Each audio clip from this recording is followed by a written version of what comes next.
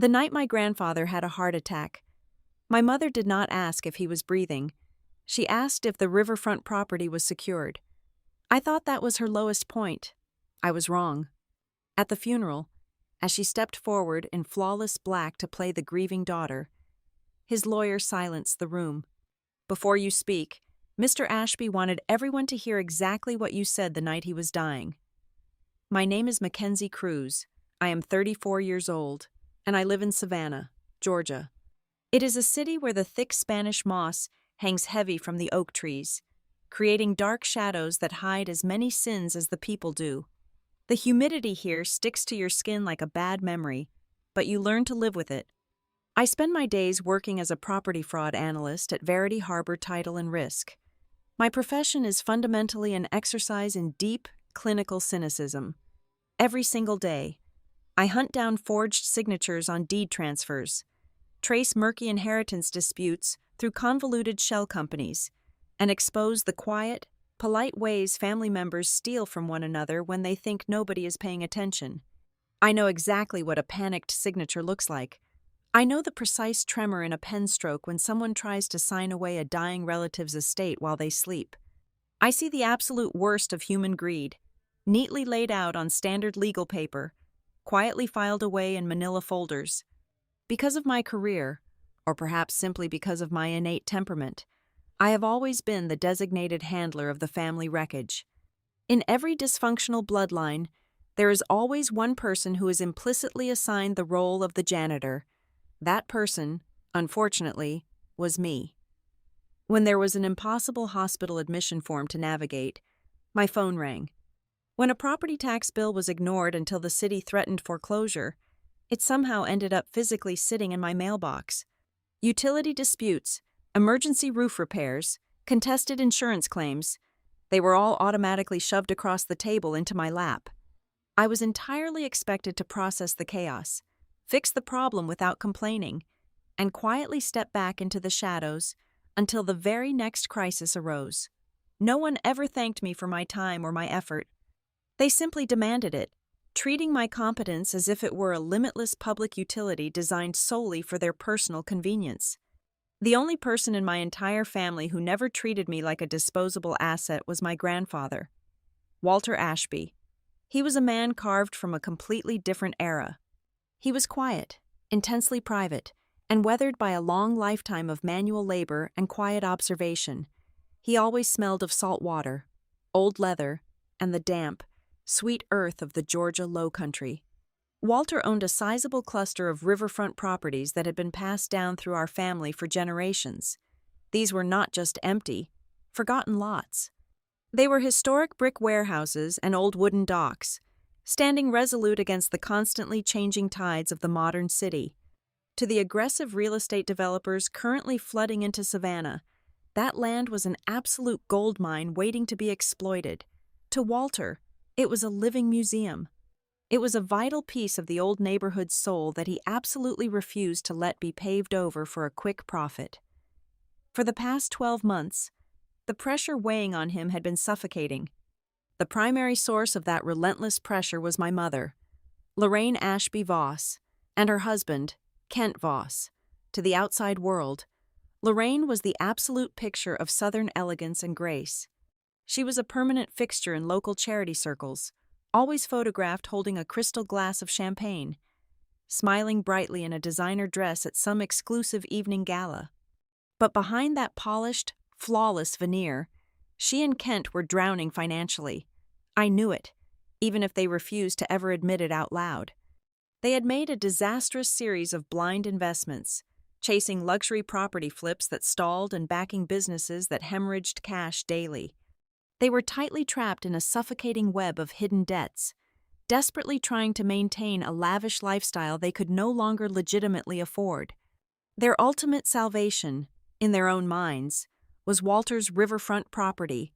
For months on end, Lorraine and Kent had relentlessly badgered him to sign a massive commercial development deal. They had a slick, rehearsed pitch ready to go at all times. They proposed to completely raze the historic brick warehouses and replace them with towering luxury condominiums and upscale retail spaces. They constantly brought in smooth-talking brokers, spread glossy architectural renderings across his dining room table, and talked endlessly about the tens of millions of dollars awaiting them all once the ink finally dried. They deceitfully painted it as a massive favor to him, claiming it was a necessary way to rid him of the heavy burden of property management in his extreme old age. Walter sternly refused them every single time. He possessed a stubborn, unyielding integrity that deeply infuriated my mother. He did not care about the millions of dollars. He had a completely different, unwavering vision. He wanted to place the entire estate into a secure community trust, officially establishing a maritime apprenticeship program for the local youth of Savannah. He wanted to teach young kids how to work with their hands, how to properly navigate the coastal waters, how to build something lasting and meaningful. He wanted the property to permanently serve the people of the old neighborhood, not be ruthlessly carved up and sold off to out-of-state corporate speculators. The more he actively resisted their schemes, the more frantic and vicious Lorraine became. I started to notice a chilling, undeniable shift in the atmosphere of our weekly family gatherings. The change was somewhat subtle at first, poorly masked by forced smiles and polite, shallow inquiries about his general health, but very soon, the mask began to aggressively slip off. Lorraine entirely stopped talking about my grandfather's physical well-being. She no longer bothered to ask if his joints were aching in the damp winter weather, or if he was eating his meals properly. The phrase "taking care of Dad" completely vanished from her vocabulary. Instead, her language became calculating, incredibly cold, and strictly transactional. Every single conversation inevitably spiraled down to a single, repetitive grievance. She only talked about finding the exact right time to finally complete the paperwork. She openly spoke of his stubbornness, not as an endearing personality trait, but as a deliberate, malicious obstacle to her own financial survival. She looked at him not as a father entering the twilight of his life, but merely as a signature she desperately needed to extract by any means necessary. The air inside his old house grew heavy with unsaid, threatening ultimatums. Kent started arrogantly pacing the length of the property on weekends, measuring distances with his eyes, acting as if the deed was already resting securely inside his expensive leather briefcase. Lorraine's casual visits rapidly turned into hostile interrogations.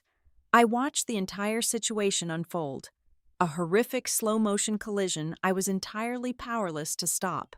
I saw the deep, profound exhaustion settling permanently into my grandfather's bones. He was no longer just fighting off the natural decay of old age. He was actively fighting off the terrifying greed of his own daughter.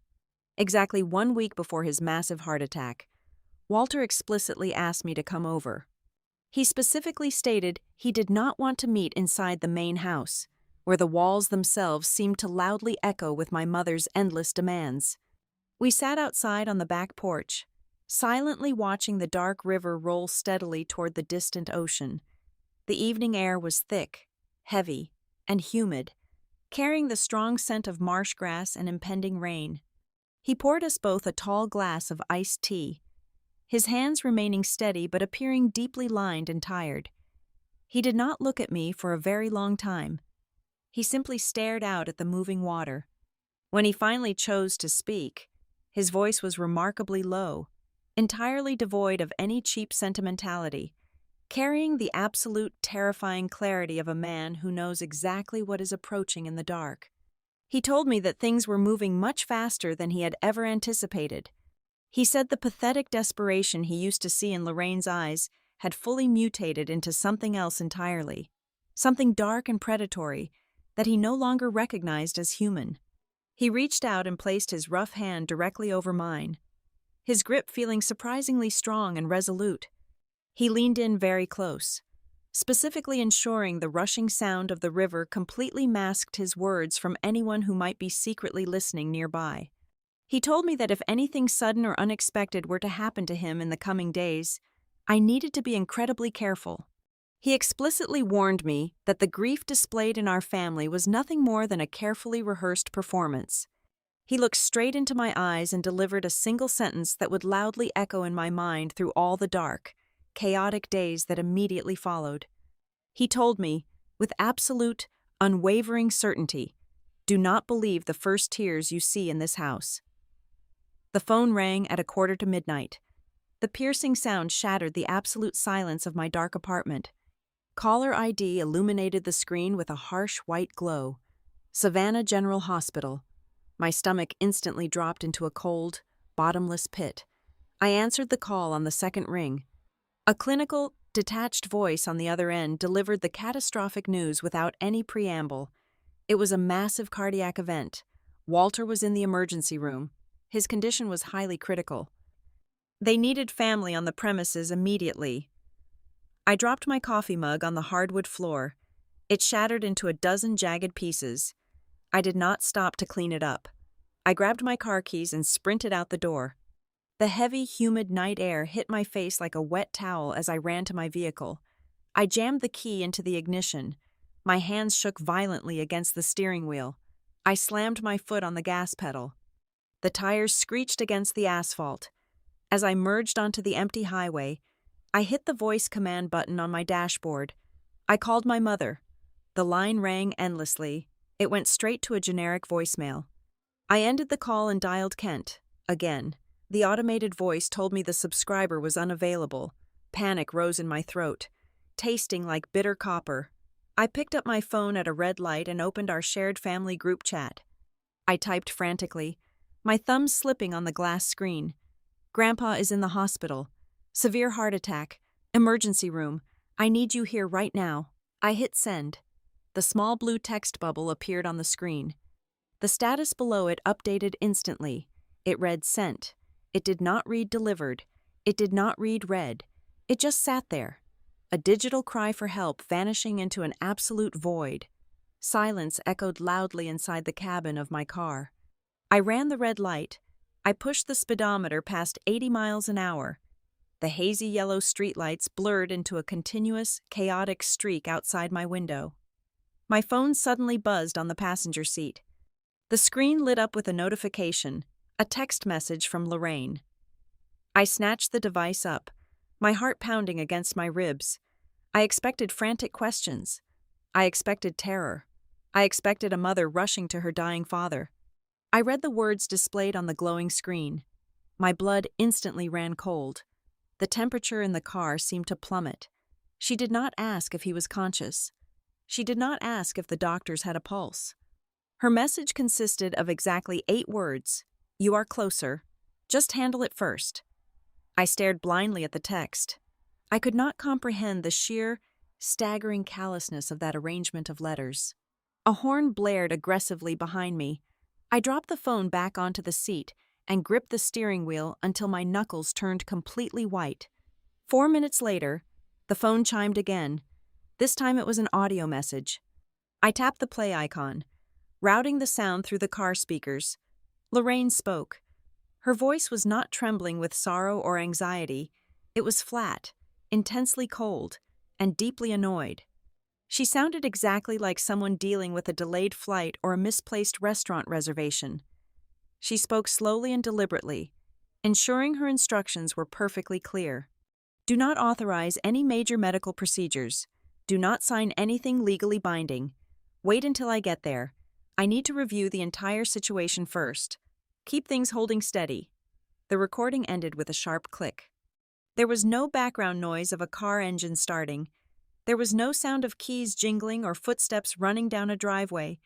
There was absolutely no rush. She was not on her way. My gut tightened. I knew it with terrifying certainty. She was staying exactly wherever she was. I slammed the brakes and threw my car into park outside the emergency room entrance. I sprinted through the automatic sliding glass doors. The harsh fluorescent lights blinded me. The sharp metallic smell of antiseptic and old blood burned my nostrils. The emergency room was a scene of controlled, terrifying chaos. Nurses rushed past me, pushing rattling carts. Monitors beeped incessantly in every direction. I found the main intake desk. I gasped out his name. A doctor dressed in dark blue scrubs immediately approached me.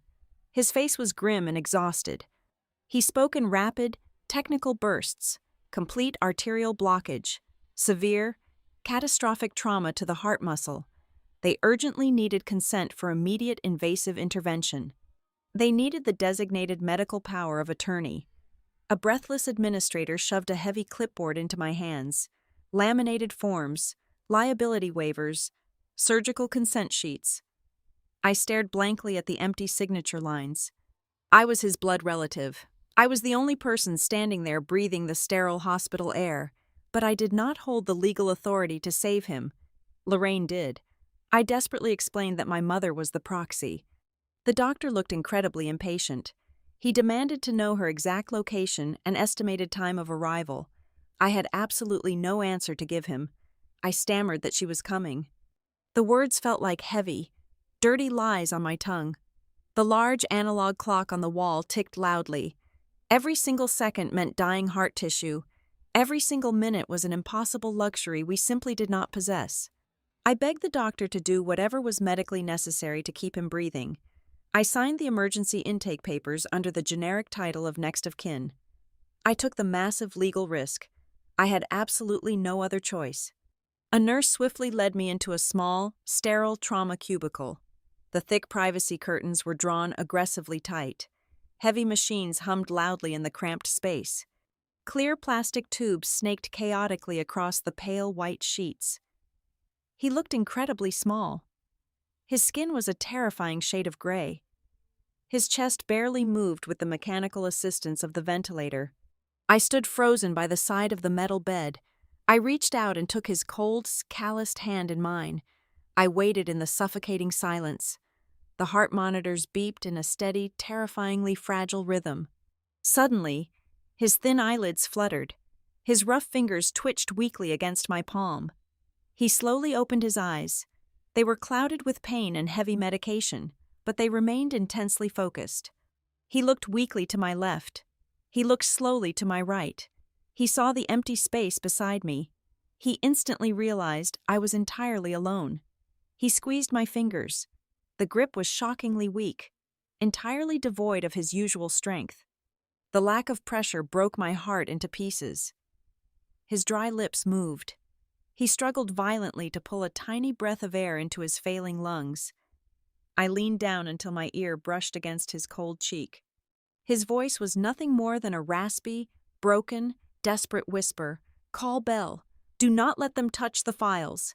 He gasped painfully for another fraction of air. His eyes locked onto mine with a fierce, burning intensity that defied his dying body. "Protect it." Then, his eyes rolled back. The monitor beside his bed shrieked. A flat, continuous, high-pitched tone pierced the small room. Nurses flooded through the curtains instantly. They physically shoved me hard against the far wall. I stood paralyzed. I watched them climb onto the bed. I watched them start brutal chest compressions. The violent, rhythmic thud of human hands slamming against his frail chest echoed endlessly inside my skull. They worked frantically on him for over 45 minutes. They shocked his chest. They pushed countless vials of adrenaline and medication into his veins. It was a brutal, violent, and utterly useless effort. The lead doctor finally stepped back, his shoulders slumping in defeat. He looked up at the digital clock on the wall. He called the official time of death. It was exactly 3:45 in the morning. A heavy, absolute, suffocating silence immediately fell over the trauma room. The machines were abruptly turned off. The sudden absence of sound was deafening. I walked slowly out into the main waiting area. The plastic chairs were entirely empty. A television mounted in the corner played a cheerful infomercial on mute. I sat down heavily. I felt completely hollowed out, as if my internal organs had been violently scraped away.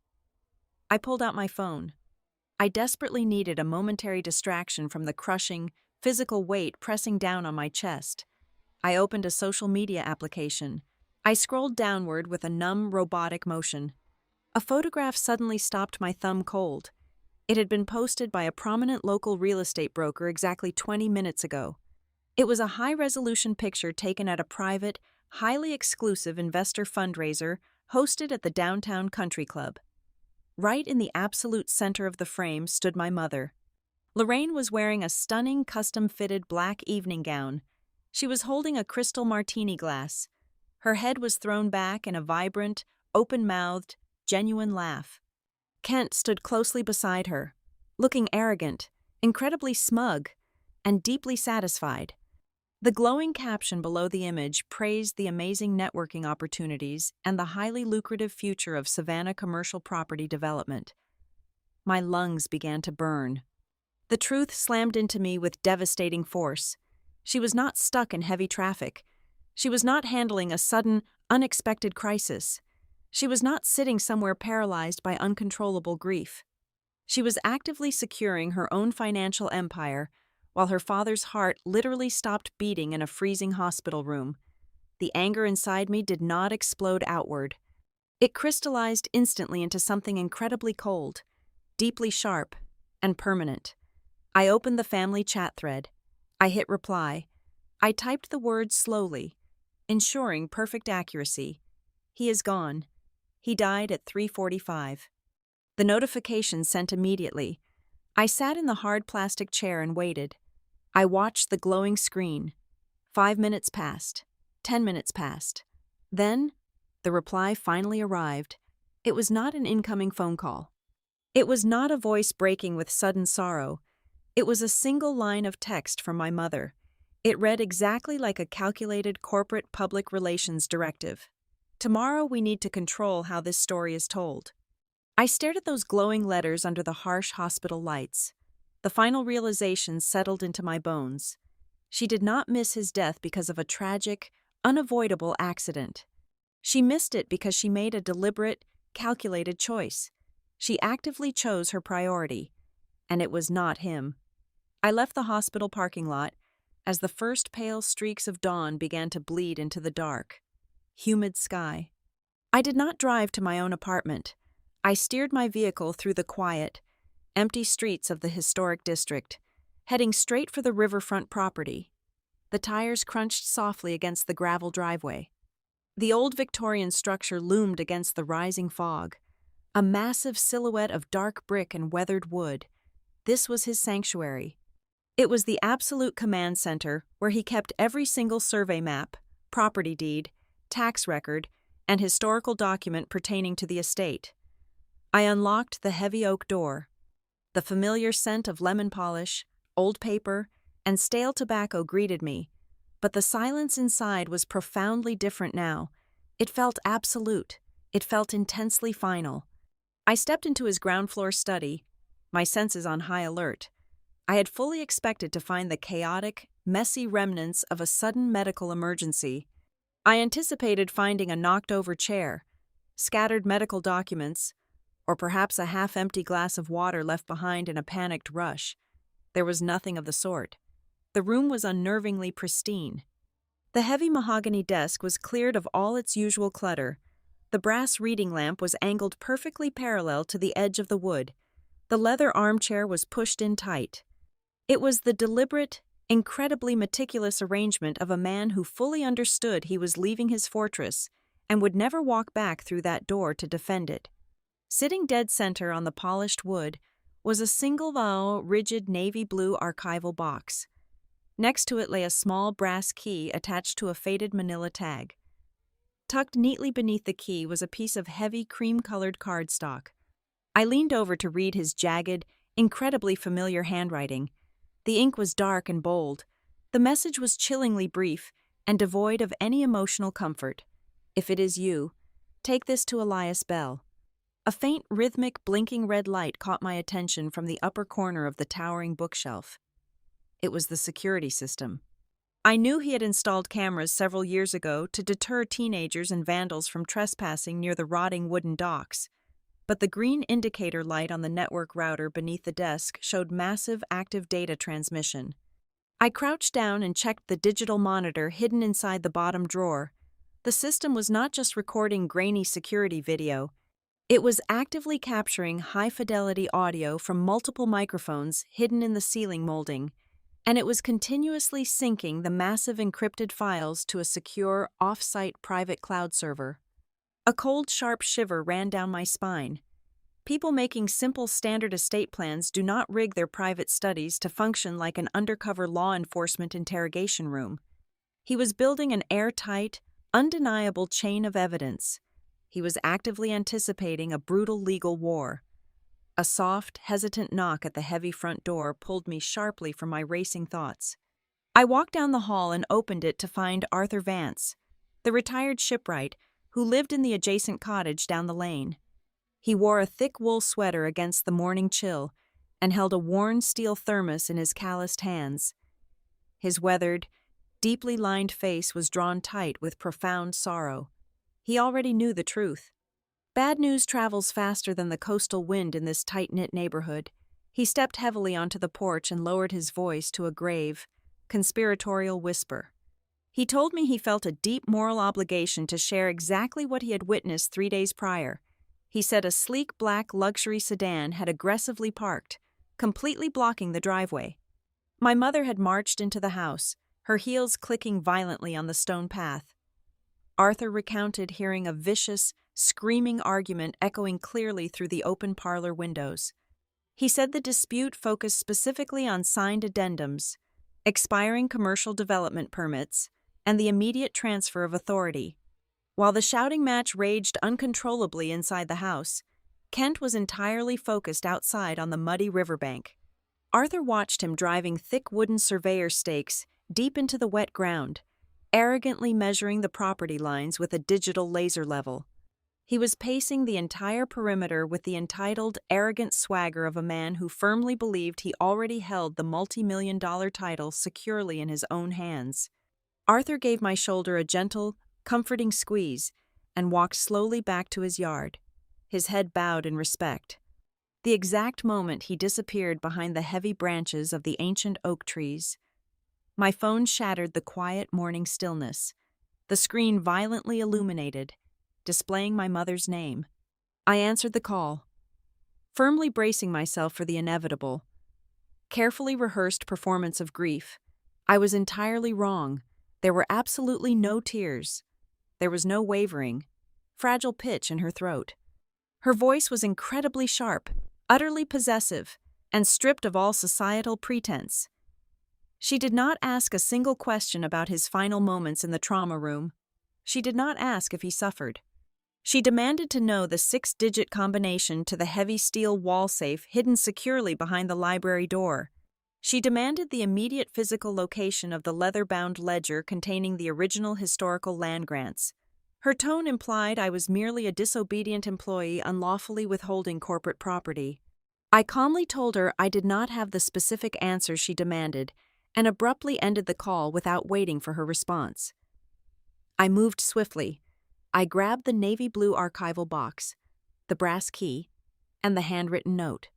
I locked them securely inside the trunk of my car, throwing a heavy wool blanket over them for concealment. Barely 20 minutes later, tires screeched violently on the loose gravel outside the front window. The heavy front door swung open with aggressive force, hitting the wall stopper with a loud crack. Lorraine and Kent stepped into the dimly lit hallway. The stark contrast between her pristine designer black attire and the raw, brutal reality of the morning was intensely jarring. She did not walk over to embrace me. She did not offer a single word of comfort. She did not even ask what the attending hospital physician had officially listed as the cause of death. Her cold eyes darted frantically around the room, sweeping aggressively over the massive bookshelves, the locked metal filing cabinets, and the entirely empty mahogany desk. Kent immediately moved toward the back office, his heavy leather shoes echoing loudly and disrespectfully on the antique hardwood floor. He did not look at me. He muttered under his breath to Lorraine that they needed to act extremely fast to secure the physical assets before any outsiders, city officials, or state agencies tried to artificially delay or interfere with the transition of power. He pulled forcefully on the brass handle of a locked filing cabinet, grunting in genuine frustration when the heavy metal mechanism completely refused to yield to his grip. I stood completely silently by the cold stone fireplace, intensely watching them tear through the lower desk drawers with mounting naked desperation. Lorraine's manicured hands were actually trembling visibly, but I knew instantly it was not from the crushing weight of grief.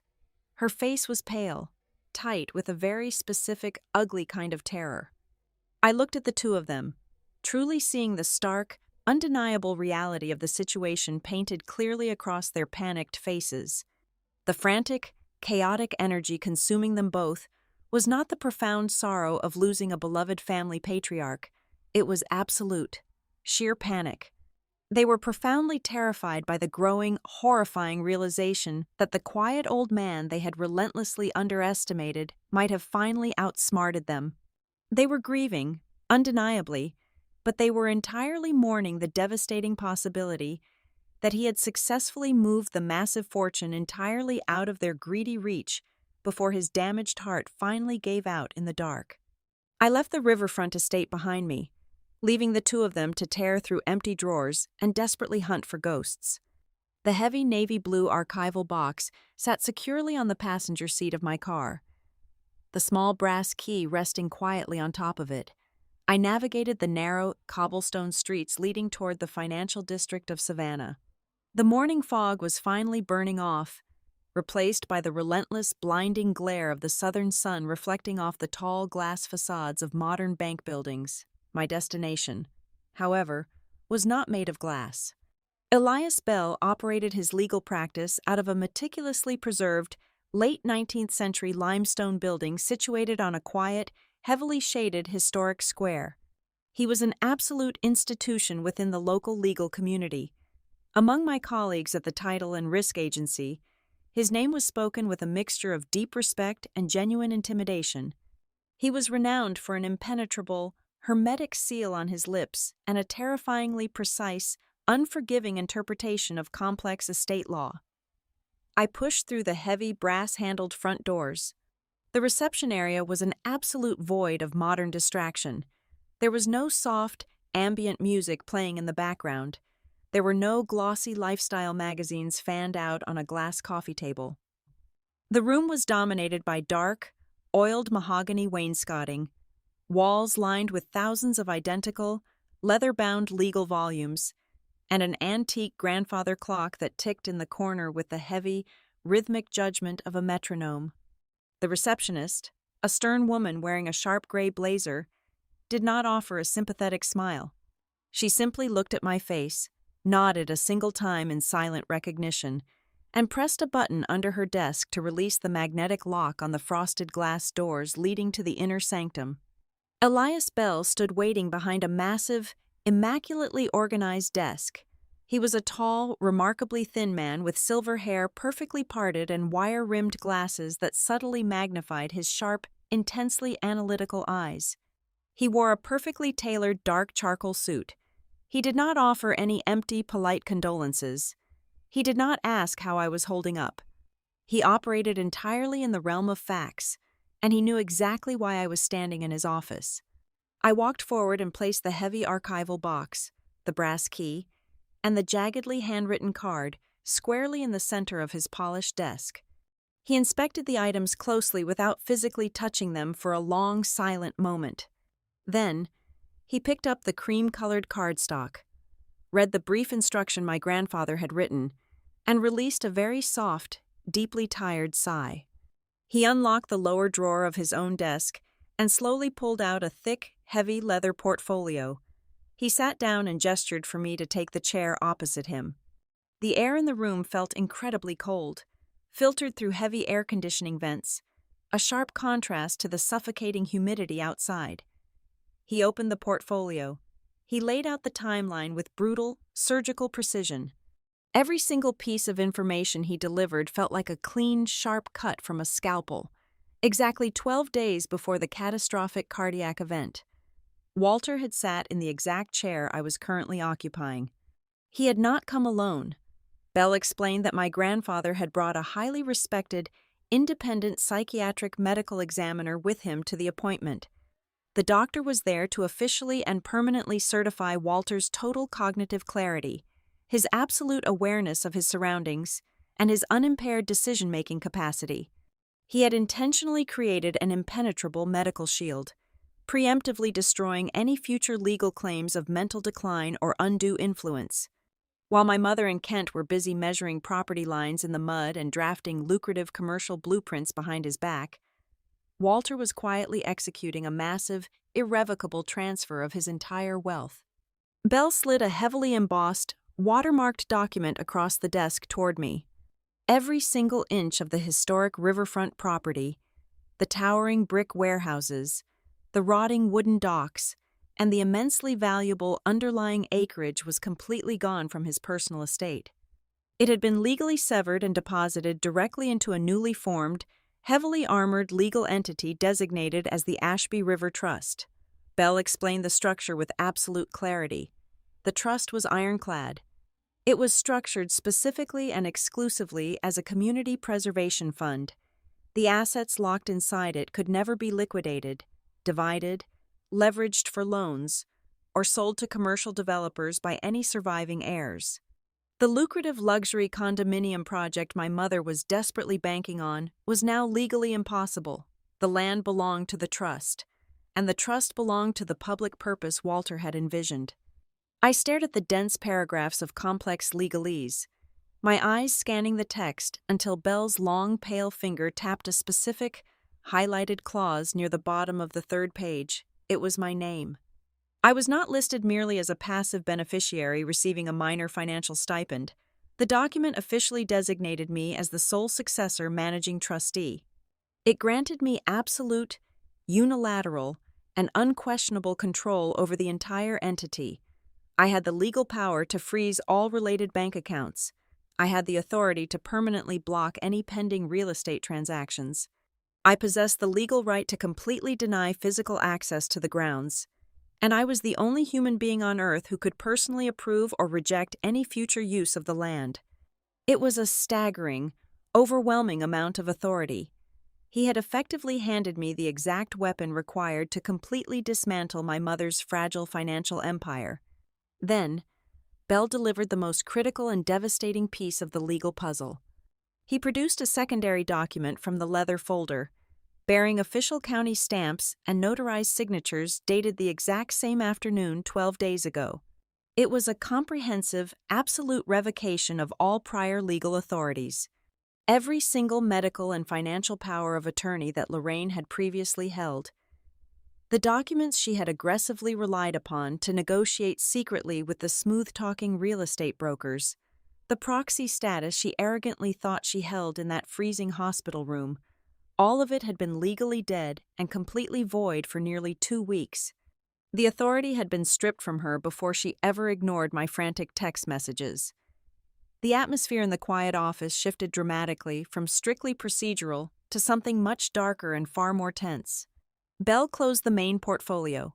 He reached back into his desk drawer and carefully extracted a thick brown manila envelope. The flap was heavily secured with thick, dark red wax seals. He placed it carefully on the edge of the desk, but kept his large hand firmly resting on top of it, explicitly preventing me from reaching for it.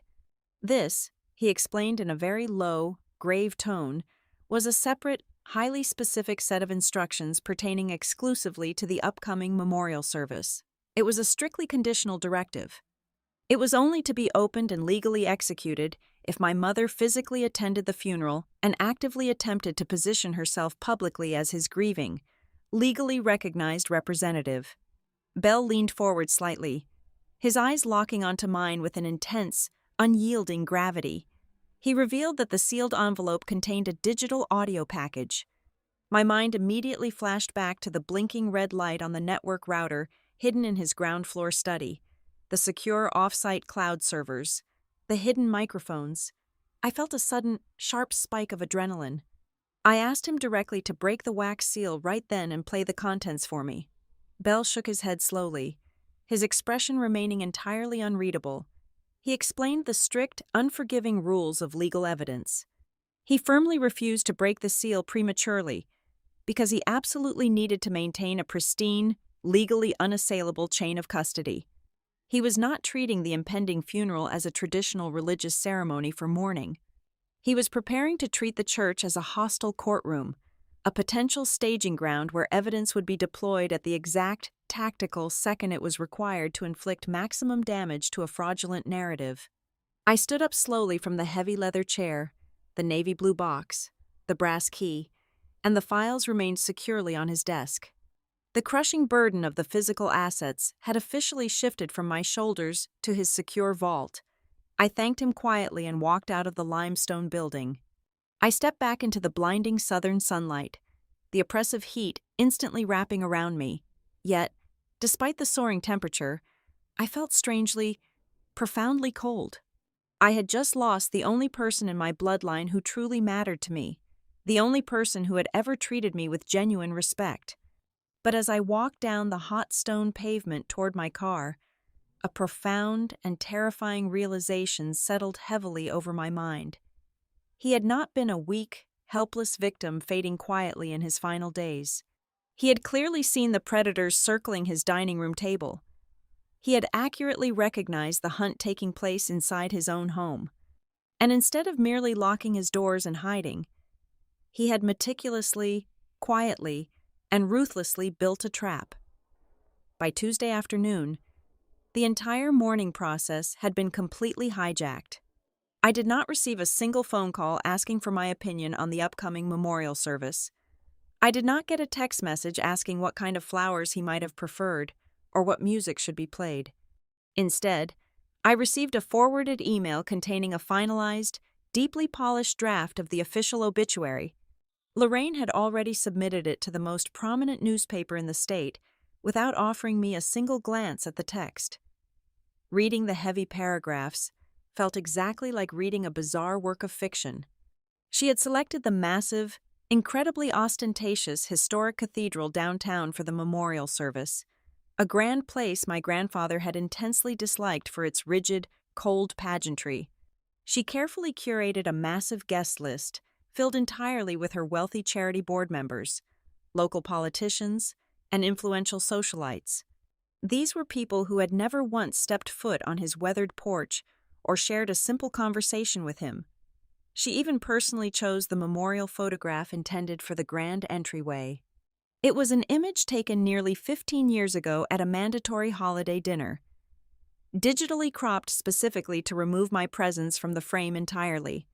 The edited picture left only her standing closely beside him, projecting the absolute manufactured illusion of a devoted, unbreakable parental bond. The sheer audacity of her actions was suffocating. She was not planning a funeral to honor a quiet, honorable man. She was aggressively directing a theatrical production designed exclusively to elevate her own social standing and secure her victim narrative. The performance absolutely did not stop at the printed page. By Wednesday morning, her digital campaign launched with full force. She published an incredibly lengthy, meticulously worded essay across all of her public social media platforms. The narrative she spun for her followers was a masterpiece of dark emotional manipulation. She painted herself vividly as the fiercely dedicated, utterly heartbroken daughter. She explicitly wrote that she had kept a desperate, agonizing vigil, claiming she had stayed awake through the darkest hours of the night, weeping quietly and praying tirelessly for his failing heart. The text was accompanied by a filtered, black and white photograph of a single lit candle. I sat at my small kitchen table, staring blankly at the glowing screen of my phone, feeling a cold, bitter nausea rising sharply in my throat. I knew the exact, undeniable truth. I knew exactly where she was standing in her expensive designer black dress, laughing openly with wealthy commercial investors, while his chest was being brutally crushed by the frantic hands of emergency room nurses. Yet, the comment section directly below her post was rapidly flooding with hundreds of messages from her wealthy peers, praising her immense emotional strength, her profound familial devotion, and her beautiful soul. The false narrative was solidifying into accepted public fact with terrifying, unstoppable speed. While Lorraine secured the public spotlight and bathed in the artificial sympathy, Kent was busy executing a vicious, calculated whisper campaign entirely in the shadows. My personal phone began to ring sporadically with incoming calls from distant aunts, obscure cousins, and longtime family acquaintances. Their voices dripped with a heavily manufactured, cloying sympathy, but their carefully phrased questions were incredibly probing and deeply suspicious.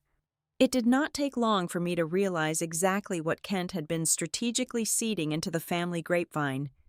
He was actively telling everyone who would listen that my grief had caused a severe, dangerous psychological break. He claimed I was acting incredibly erratic, completely hysterical, and deeply paranoid. He told our extended relatives that I was illegally hoarding vital legal documents in a manic state, refusing to cooperate with the rightful heirs. Worst of all, he planted the incredibly vile suggestion that I had intentionally isolated a confused, dying old man in his final weeks, actively manipulating his fragile mind to disrupt the natural, rightful flow of the family inheritance. The extended family members, largely comprised of people who only interacted with us at formal weddings or brief holiday dinners, instantly absorbed the toxic poison. They chose to believe Kent and Lorraine without a single moment of critical hesitation. It was simply far easier for them to accept the familiar, polished facade of a respectable society woman dealing with a troubled, unstable younger daughter than to confront the ugly, terrifying reality of a financial predator wearing their own family name. The true depth of their cold premeditation was accidentally revealed to me late on Thursday afternoon. My phone vibrated heavily with an incoming call from an unrecognized, out-of-state area code. I answered cautiously.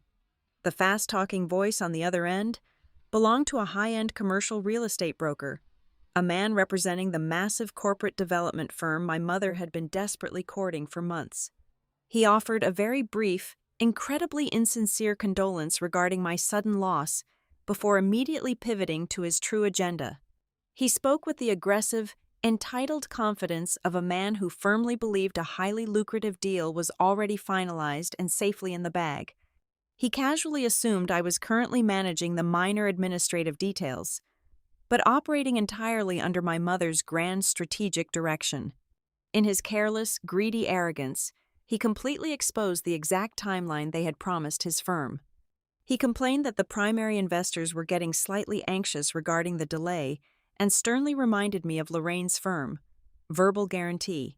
He stated she had explicitly promised the developers that the entire asset transfer would be aggressively expedited and completely cleaned up within 72 hours of my grandfather taking his final breath. The sheer, cold-blooded calculation of that promise chilled me straight to the bone. They had not merely been waiting for his natural death. They had practically scheduled his passing into their corporate quarterly projections as a required milestone for their payout. A younger, more emotionally volatile version of myself might have driven straight to their massive house, kicked down the heavy front door, and screamed the truth until my throat bled. I might have engaged in a bitter, public screaming match, desperately begging the distant relatives to see the absolute hypocrisy right in front of their faces. But my entire professional career in fraud investigation had permanently rewired my brain. I knew with absolute clinical certainty that engaging emotionally with a narcissist is a guaranteed losing battle. They thrive in chaotic, emotional mud. They effortlessly twist your genuine anger into undeniable proof of your own instability. I knew that for someone exactly like Lorraine, emotional pleas and moral arguments meant absolutely nothing. The only thing capable of inducing genuine, paralyzing fear in her was hard, stamped, irrefutable documentation. So, I completely ignored the chaotic family group chats. I stopped answering the condescending phone calls from my heavily manipulated cousins.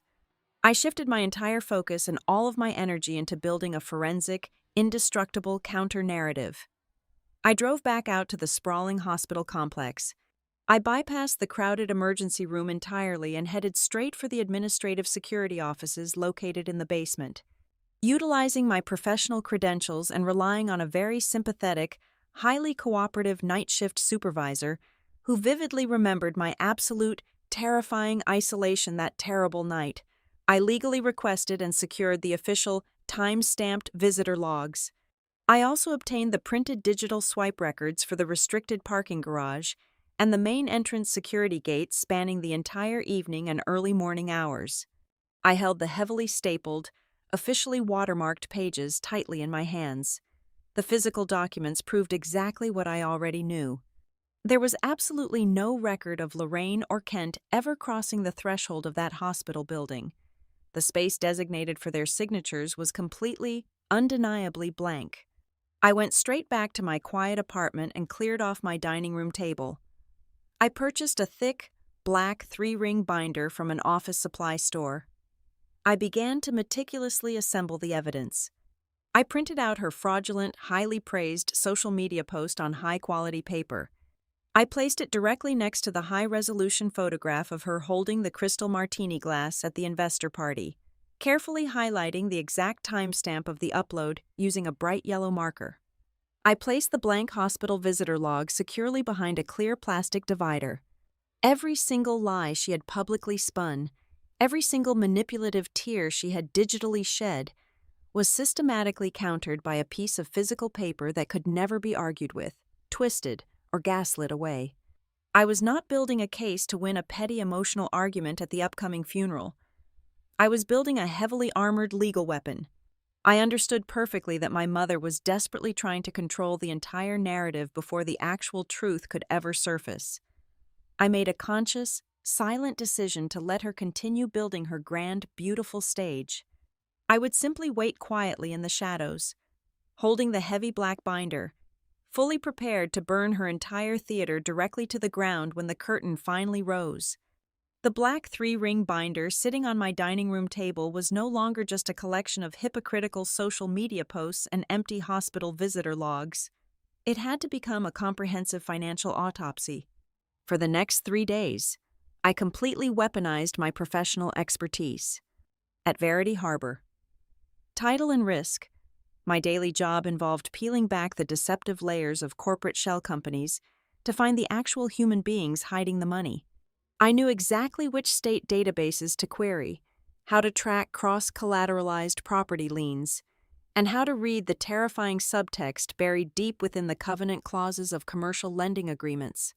I took a temporary leave of absence from my office, locked the door to my apartment, brewed a massive pot of black coffee, and began to aggressively dismantle my mother's flawless public facade brick by financial brick. The deeper I dug into the public records, the more suffocating the reality became. Lorraine and Kent were not merely experiencing a temporary cash flow problem. They were standing at the absolute epicenter of a catastrophic financial implosion.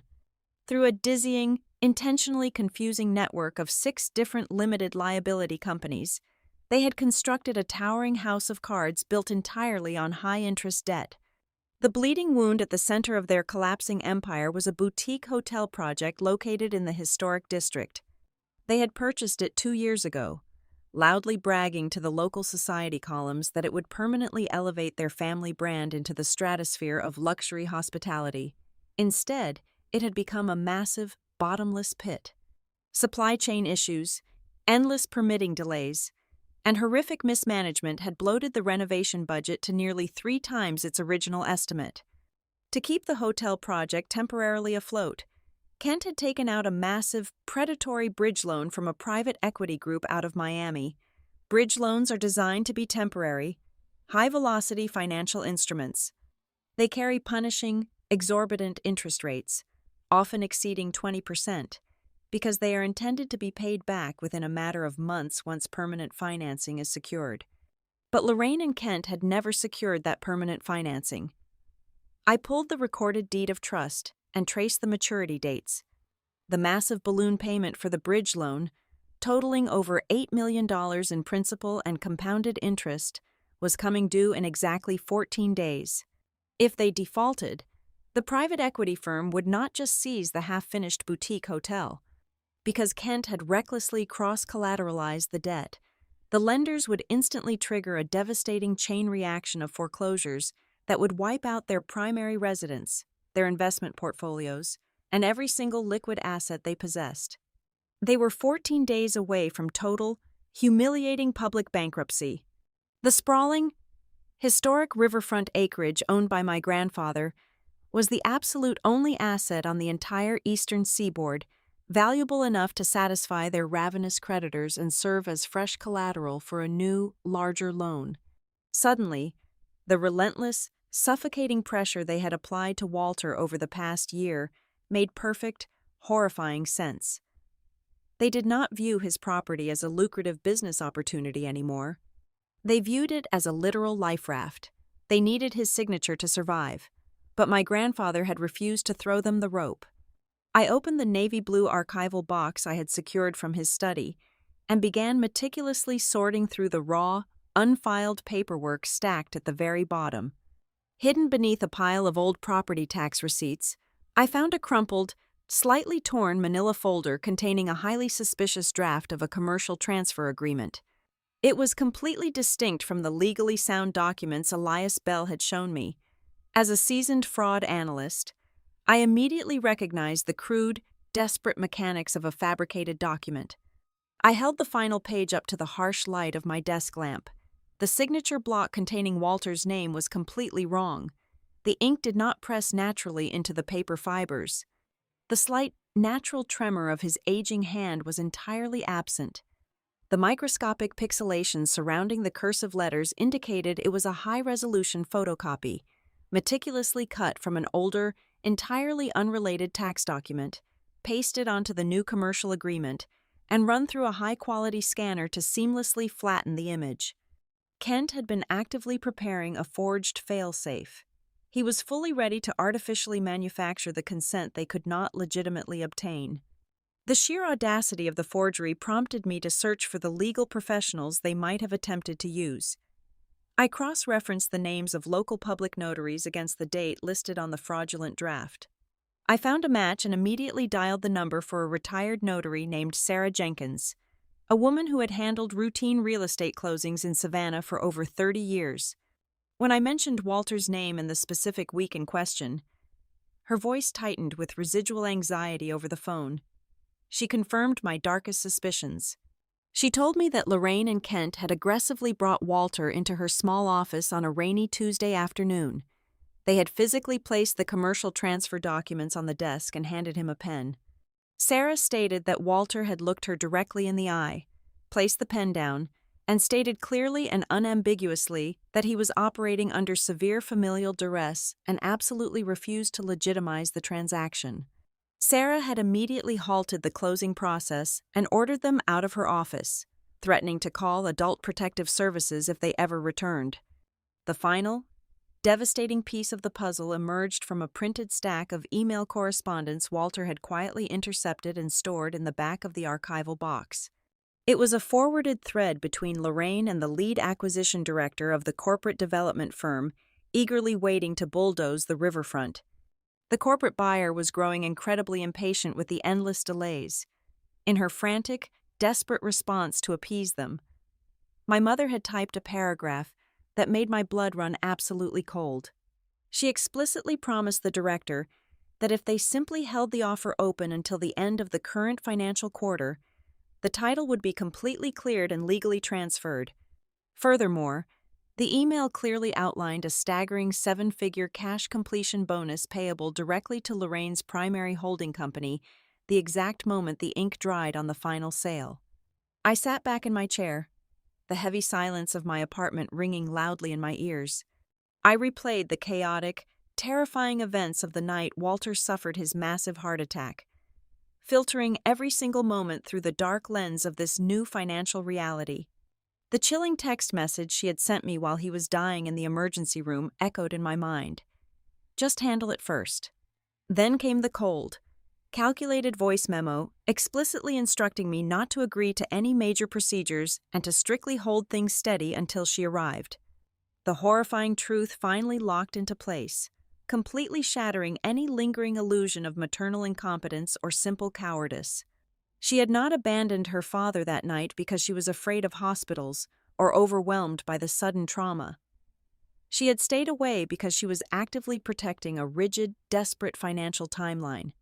If she authorized emergency invasive surgery and he slipped into a prolonged, heavily medicated coma, his legal capacity would be indefinitely suspended.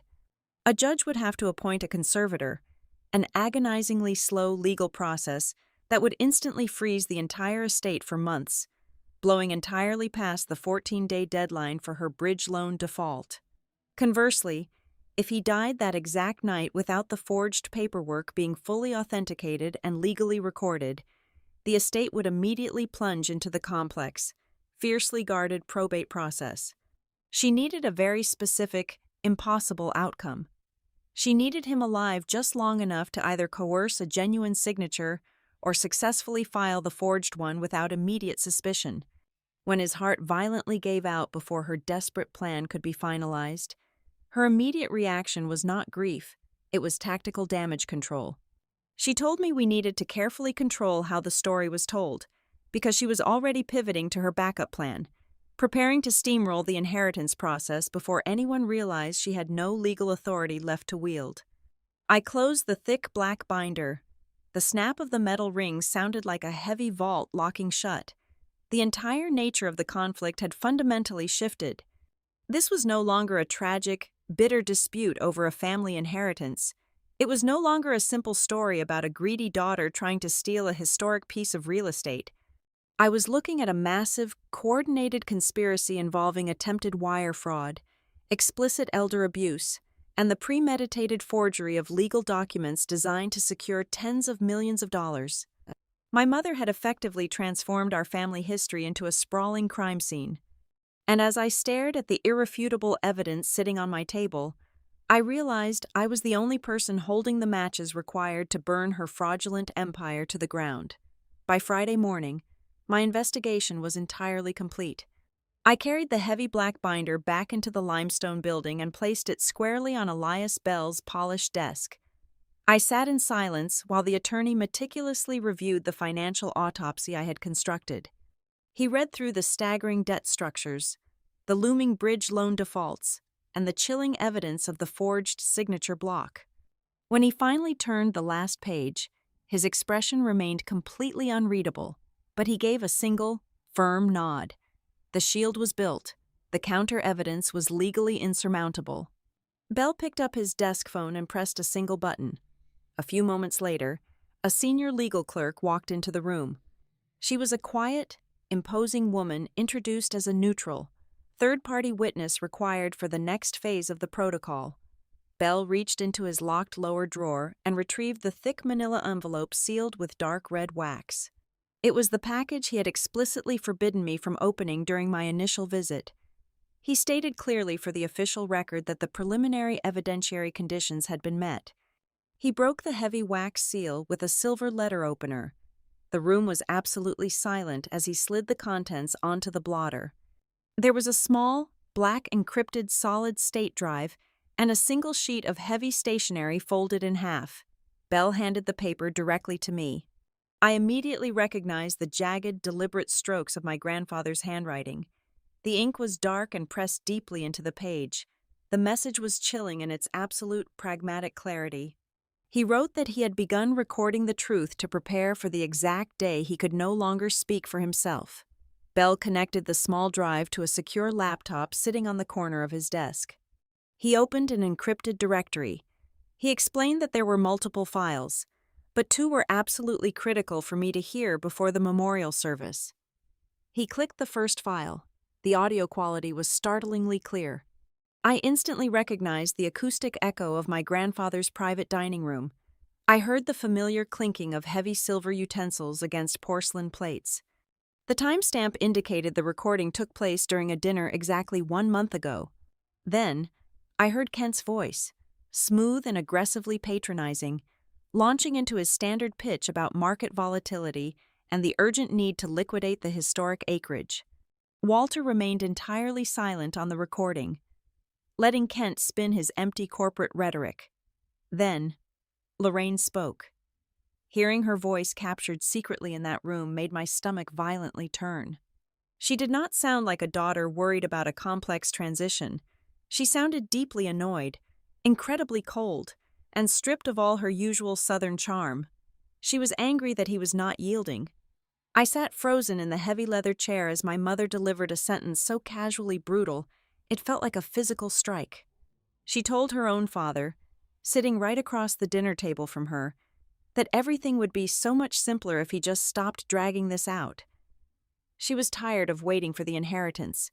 She was exhausted by his stubborn refusal to fade from the picture, seeing it only as another obstacle to her desperate financial deadlines.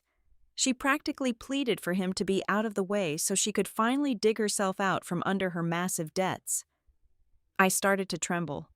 The physical reaction was completely involuntary. My hands shook so badly I had to grip the armrests of the chair to steady myself.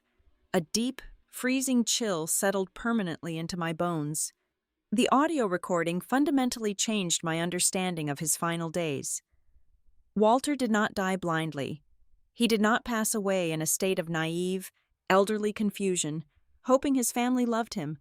He died in the terrifying, absolute awareness that he was actively being hunted by his own flesh and blood. He sat across from his daughter, looked into her eyes, and knew exactly what she was. I looked up at Bell. I asked him why Walter had not simply released this recording the very next morning to publicly shame them and banish them from the property forever. Bell shook his head slowly. He explained the calculated, tactical brilliance of the strategy. If Walter had released the audio while he was still alive, society would have easily dismissed it as a tragic, petty family squabble. Lorraine would have immediately spun a narrative of a misunderstood conversation, claiming she meant dragging out the legal paperwork, not his actual life. Walter knew her manipulative skills far too well. He explicitly instructed Bell that the audio must only be weaponized as a direct, undeniable counterstrike. It was designed to be unveiled at the exact moment she attempted to publicly reconstruct her image as a devoted, grieving saint. Bell clicked the second file. This one was not a covert recording of a hostile dinner. It was a direct, private message. My grandfather had sat alone in his study, speaking directly into the microphone for me. His voice was incredibly weak, worn down by the failing heart that would soon kill him. But the underlying steel remained absolutely intact. He spoke my name. He told me he was deeply sorry for leaving me to navigate the wreckage alone, but then his tone shifted into a firm, unyielding command. He said I had spent my entire adult life acting as the designated shock absorber for the family. He told me I no longer had to be the cushion between genuine kindness and absolute greed. He ordered me to step out of the way and let them finally hit the concrete. The audio file ended, leaving a heavy, echoing silence in the law office. The neutral clerk quietly documented the playback in her legal ledger. Bell then pulled out the final, formal page of the trust directive. It outlined a terrifying, legally binding condition designed to permanently break Lorraine's back if she ever tried to fight the new reality. Bell explained the nuclear option. If Lorraine attempted to initiate any legal action to contest the validity of the Ashby River Trust, or if she filed a single motion challenging my absolute authority as the sole managing trustee, a catastrophic chain reaction would be instantly triggered. The law firm was legally mandated to immediately dispatch the entire unredacted audio package, along with the proof of the forged document I had uncovered, to 3 specific entities. First, it would go to the City Historical Preservation Board, permanently blacklisting her from any future civic influence. Second, it would be couriered directly to the private equity lenders in Miami holding her massive bridge loan, instantly guaranteeing they would seize all her remaining assets. Finally, it would be submitted to the state civil court as preemptive evidence of elder abuse and attempted fraud. It was a flawless, inescapable trap. If she tried to take the land, she would instantly detonate her entire life. I walked out of Elias Bell's office late that afternoon. The oppressive heat of the city felt entirely different now. It did not feel suffocating anymore. It felt like the heavy, charged air right before a massive thunderstorm breaks. For my entire life, I had always desperately tried to protect my mother from her own worst impulses. I had constantly covered her tracks, paid the neglected bills, and maintained the fragile illusion of our family dignity. That obligation was completely gone. The audio recording of her cruel, impatient demand for his death had severed the final, fraying thread of my loyalty.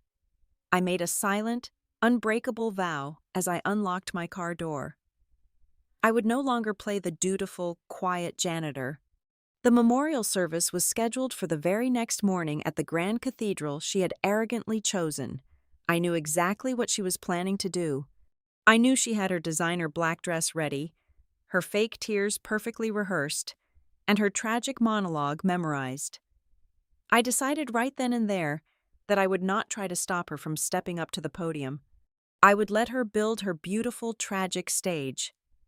I would let her demand the attention of the entire room, and then I would simply stand back and allow the absolute, unvarnished truth to take the microphone. The heavy knock on my apartment door came at exactly 8 o'clock in the evening. The sound was sharp, demanding, and entirely devoid of hesitation. I did not need to look through the peephole to know who was standing in the dimly lit hallway. I unlocked the deadbolt and pulled the door open. Lorraine stood there, perfectly framed by the doorframe. Less than 12 hours remained before she was scheduled to bury her father, and she was already fully dressed for the performance. She wore a flawlessly tailored, high-necked black designer dress that practically absorbed the light in the hallway. Her makeup was applied with a masterful, calculated restraint, designed specifically to make her look elegantly exhausted rather than genuinely devastated. She wore a mournful, heavy expression on her face, pulling her lips into a tight line of practiced sorrow, but her eyes completely betrayed her. They were completely dry, relentlessly sharp, and darting frantically over my shoulder. She was actively scanning my small living room, intensely searching the coffee table, the kitchen counter, and the corners of the room for any physical sign of the documents I possessed. She was hunting for the navy blue archival box. I did not invite her inside. She simply stepped forward, forcing me to take a step back, and walked right past me into the center of my living room. She clutched a small, expensive black leather handbag tightly against her stomach. For a long, suffocating moment, neither of us spoke. The silence in the apartment felt incredibly thick, charged with a dangerous electric tension. She slowly turned to face me, adopting a soft, intensely pleading tone. She started her rehearsed monologue by stating that this was a time for deep family healing. She said we absolutely could not afford to tear each other apart in front of the entire town tomorrow. She lowered her voice to a dramatic, fragile whisper, insisting that Walter was a deeply private, respectable man who would have demanded a dignified, seamless, and proper ceremony without any public scandals or ugly disruptions. I stood perfectly still by the open door, my arms crossed tightly over my chest. I did not offer her a single nod of agreement. I did not soften my posture. I just stared directly into her calculating eyes, letting her hollow words hang pathetically in the quiet air. My absolute silence deeply unnerved her. The fragile mourning daughter routine evaporated in an instant.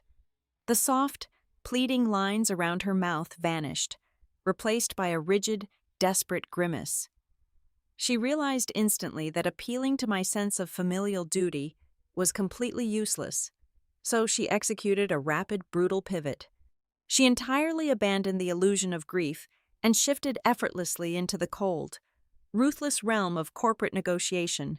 She took a step closer to me, her voice dropping into a sharp, conspiratorial register.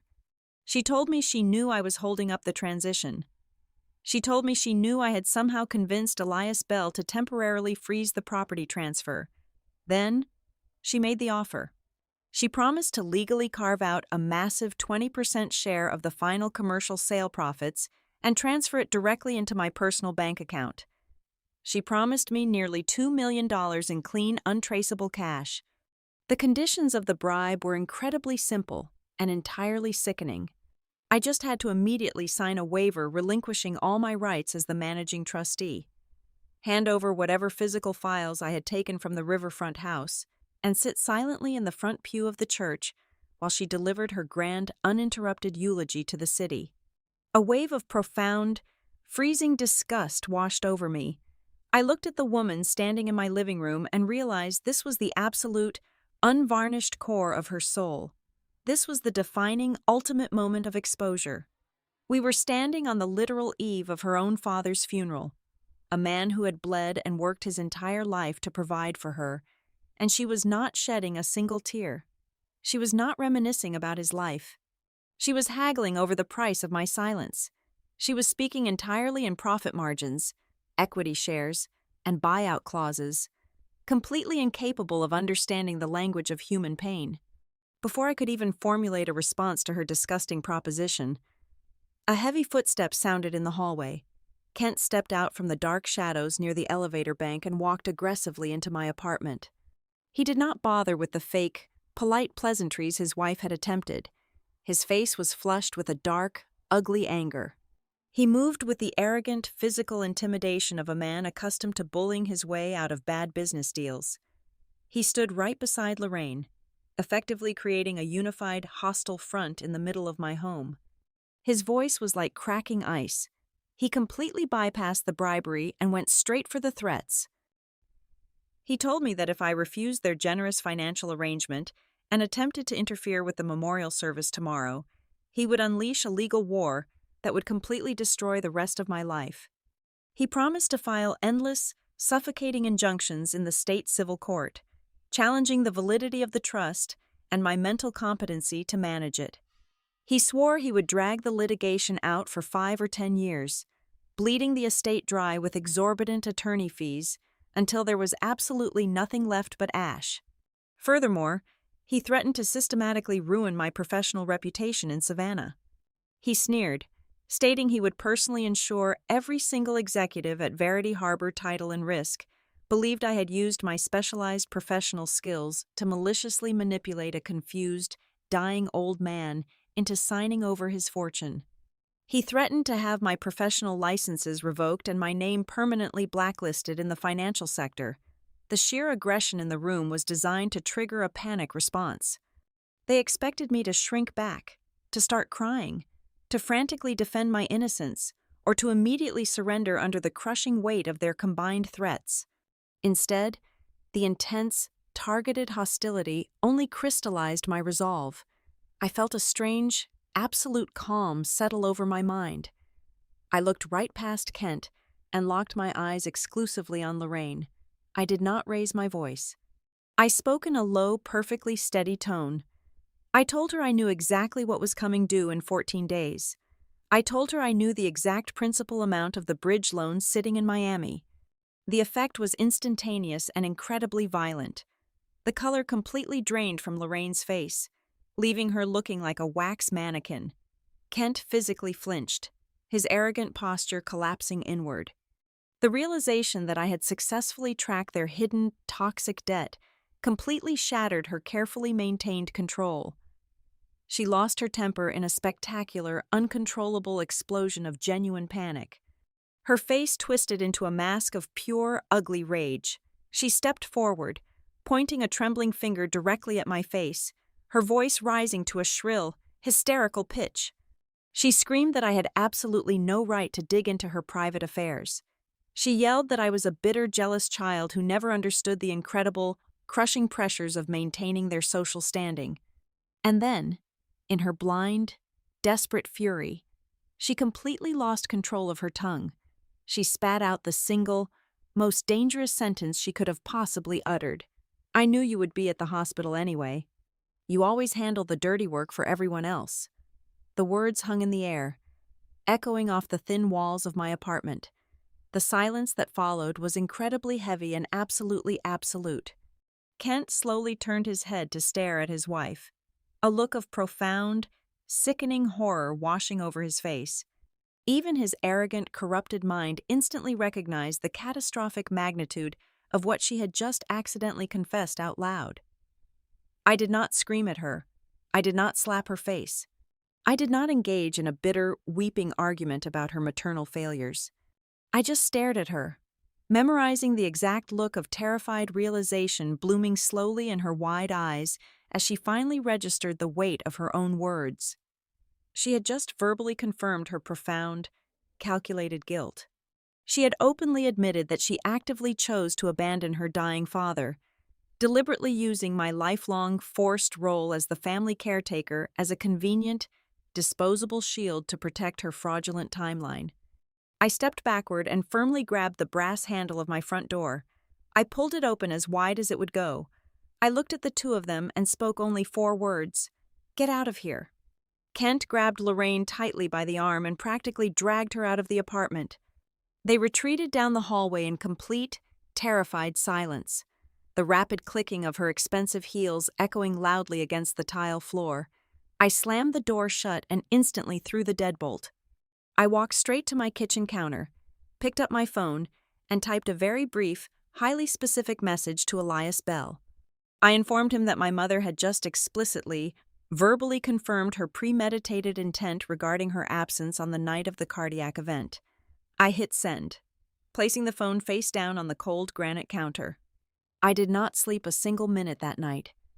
I sat perfectly still in the dark living room, watching the pale moonlight slowly crawl across the hardwood floor. My heart beat with a slow, heavy, relentless rhythm.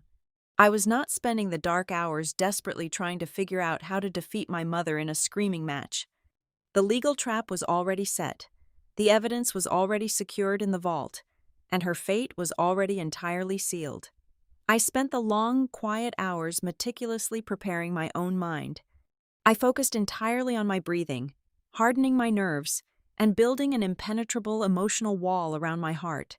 I knew the explosion tomorrow morning would be utterly catastrophic.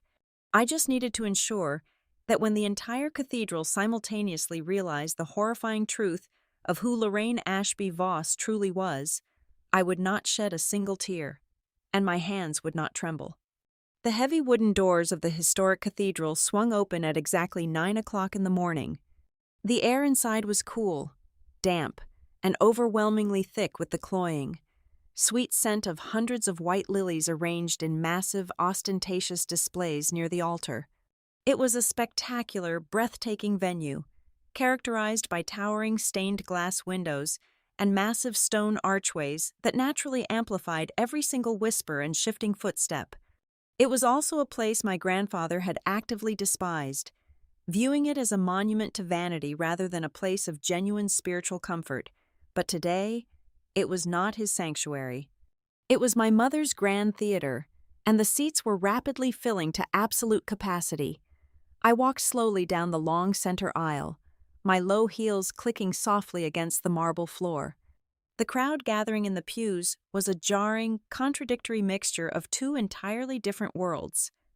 Scattered near the middle were the people who actually knew him. I recognized weathered shipwrights from the docks, quiet members of the local Historical Preservation Society, and a few elderly neighbors holding worn Bibles. But the vast majority of the attendees, occupying the prime, front-row seating, were the absolute last people Walter would have ever invited into his home. The pews were packed tight with Savannah's elite business community, sleek corporate lawyers, and ambitious real estate developers. They wore expensive, tailored dark suits and strategically subdued jewelry. They were not there to mourn the passing of a respected elder. They were there to pay their strategic respects to the newly crowned queen of a massive, soon-to-be liquidated real estate empire. They were vultures politely waiting for the feast to begin. Lorraine had arrived over an hour early to secure her position at the absolute center of the stage. She sat in the very first pew on the right side, directly in the primary line of sight for every single person entering the sanctuary. Her posture was an absolute masterclass in performative, high-society grief. She sat perfectly straight, her hands folded delicately in her lap over a small, lace-trimmed handkerchief. Her head was tilted downward at the precise, universally recognized angle of dignified sorrow. Every few minutes, she would raise the handkerchief to the corner of her eye, utilizing a gentle, practiced dabbing motion that perfectly conveyed profound emotional devastation without ever risking a smeared streak of expensive mascara. She was entirely in her element, absorbing the collective, sympathetic gaze of the massive crowd like a plant soaking up sunlight. An usher handed me a beautifully embossed, heavy-stock memorial program as I stepped into my designated row. I opened the thick paper cover and stared at the layout.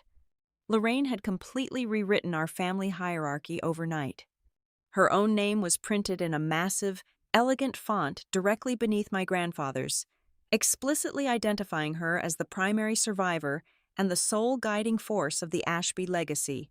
She had dedicated 2 entire pages to a glowing, completely fabricated biography of their supposedly unbreakable bond. Meanwhile, my existence had been reduced to a single, microscopic line of text buried at the very bottom of the back page, listing me merely as a surviving granddaughter. I was essentially formatted out of the family. I closed the program and set it down on the wooden bench. I felt no sting of insult, I merely recognized it as another piece of kindling added to the pyre she was unknowingly building for herself. I glanced toward the heavy oak doors at the back of the cathedral. Kent was standing entirely separated from his grieving wife, lingering in the shadowy vestibule. He was engaged in a hushed, intense conversation with the lead acquisition representative from the corporate development firm. They stood shoulder to shoulder, their heads bowed close together. Kent was nodding emphatically, occasionally gesturing vaguely toward the front of the church. The sheer disrespect was staggering. They were not even waiting for the man to be placed in the ground. They were actively finalizing the logistics of the commercial takeover in the back row of his own funeral, acting as if the solemn ceremony happening around them was nothing more than a minor administrative delay before the real business could commence. I turned my attention back to the front of the room and located Elias Bell. He sat 2 rows behind me, positioned firmly on the left aisle. He looked exactly like a man carved entirely out of granite. He wore a severe, dark charcoal suit. His posture was rigid, and his expression was completely devoid of any decipherable emotion. Resting squarely on his lap was his familiar scuffed leather briefcase. I knew exactly what was secured inside it: the sealed brown envelope, the encrypted flash drive, and the heavily stamped legal revocations were all sitting quietly in the dark, waiting for the trigger. Bell caught my eye for a fraction of a second. He did not smile. He did not nod. He simply blinked once, a silent, chilling confirmation that the trap was fully armed, and he knew exactly when the atmosphere in the room was going to violently shift. A few moments before the heavy organ music began to swell, I watched Lorraine gracefully rise from her seat and intercept the elderly pastor near the side of the altar. She placed a gentle, manicured hand on his dark robe. Even from a distance, I could perfectly read her manipulative body language. I watched her shake her head with a deeply tragic expression, pointing a subtle, sorrowful finger in my direction. She leaned in close to his ear, her face the absolute picture of maternal concern. I knew exactly the poison she was pouring into his ear. She was preemptively warning him that her poor daughter was entirely too emotionally unstable to be trusted with a microphone. She was framing my potential to speak as a dangerous, hysterical liability, ensuring she maintained absolute, uncontested control over the emotional narrative and the pacing of the entire ceremony. The pastor patted her hand sympathetically and gave a firm, reassuring nod. I sat perfectly still, my hands resting quietly on my knees. I did not stand up to challenge her. I did not attempt to catch the pastor's attention to defend my own sanity. I embraced the silence. My professional training and the terrifying revelations of the past week had taught me a profound lesson about dealing with apex predators. If you want to destroy a narcissist, you absolutely never interrupt them while they are building their own pedestal. You hand them all the bricks they demand. You let them climb as high as they possibly can. You let them look out over the crowd and genuinely believe they have conquered the entire world. Because the higher they stand, the more devastating the impact will be when you finally pull the ground out from underneath them. I wanted her to feel completely, undeniably victorious. The heavy chords of the pipe organ finally echoed through the massive stone arches, signaling the official beginning of the service.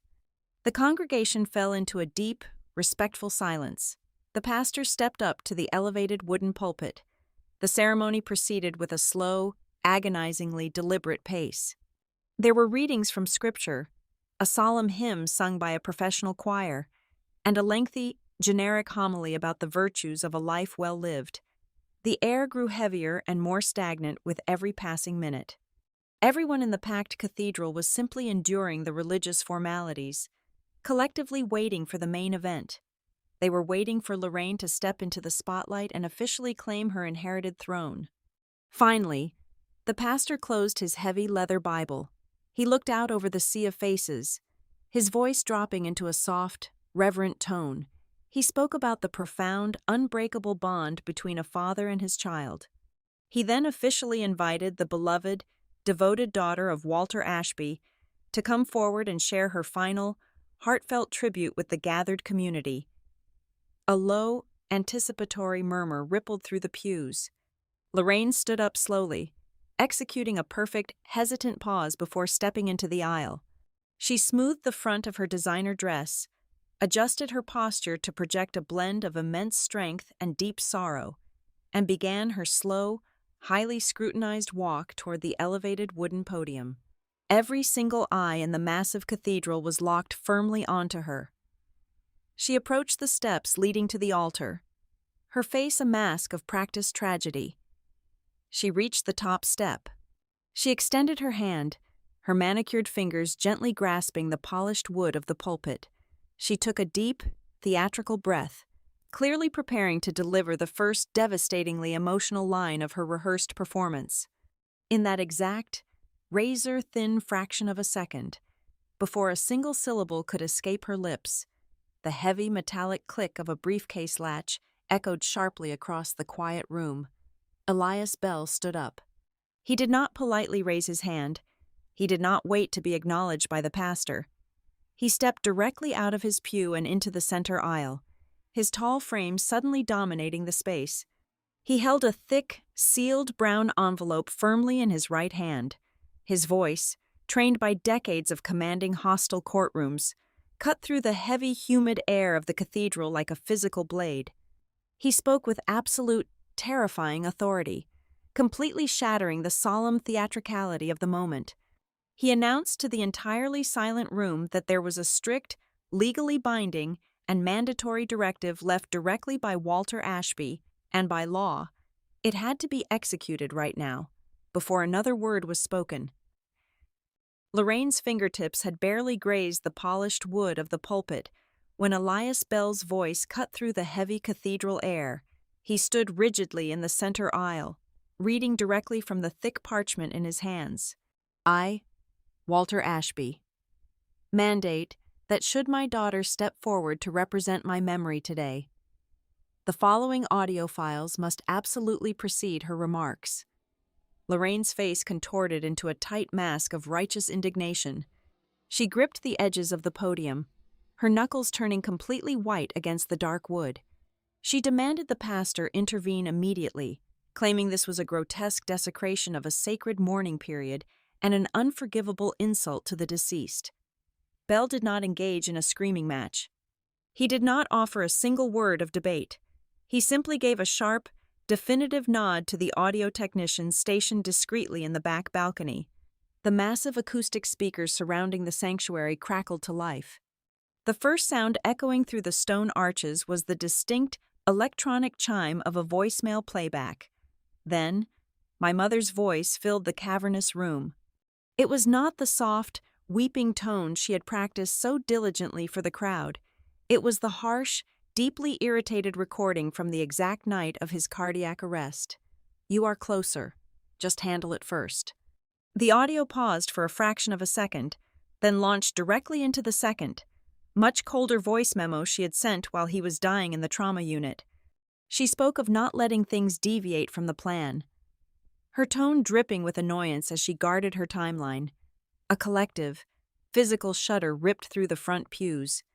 The wealthy socialites and charity board members who had praised her online devotion just 24 hours ago now sat completely frozen, their mouths slightly open in profound shock. But Bell was not finished. Before the stunned murmurs could escalate, he gestured to the technician a second time. The acoustic environment shifted to the clinking of heavy silverware against porcelain plates from the private dining room recording captured exactly 1 month prior. The congregation heard the familiar, patronizing tone of Kent pushing the corporate liquidation. Then, they heard Lorraine. The pristine acoustics of the cathedral amplified her cruel, impatient demand perfectly. Everything would be so much simpler if you just stopped dragging this out.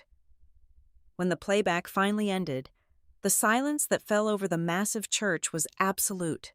It was a heavy, suffocating weight, far louder and far more devastating than any chorus of weeping could have ever been. No one needed Elias Bell to provide a legal interpretation of the recordings. My mother had effectively prosecuted, convicted, and sentenced herself using her own unvarnished words. Lorraine stood completely paralyzed at the altar. The carefully constructed illusion of the grieving, devoted daughter lay shattered in 1,000 pieces on the marble floor around her. She looked desperately toward the elderly pastor for some kind of salvation or intervention.